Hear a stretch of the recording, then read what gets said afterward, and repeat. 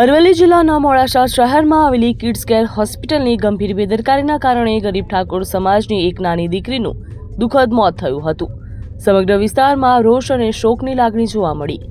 પીડિત પરિવારના જણાવ્યા મુજબ દીકરીને સામાન્ય તકલીફ પડી હતી, જ્યાં હોસ્પિટલમાં દાખલ કરવામાં આવી, પરંતુ યોગ્ય સારવાર ન મળી અને સમયસર નિદાન ન થયું તો ડોક્ટરની બેદરકારીના કારણે તેની હાલત ગંભીર બની.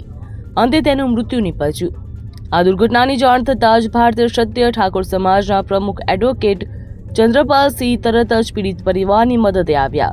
તેમણે પરિવારને સાંત્વના આપી અને સમગ્ર ઘટનાની નિષ્પક્ષ તપાસ થાય તે માટે કાયદેસરની કાર્યવાહી કરવાની ખાતરી પણ આપી.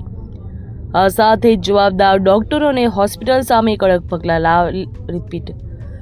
પગલાં લેવામાં આવે તેવી માંગ કરી.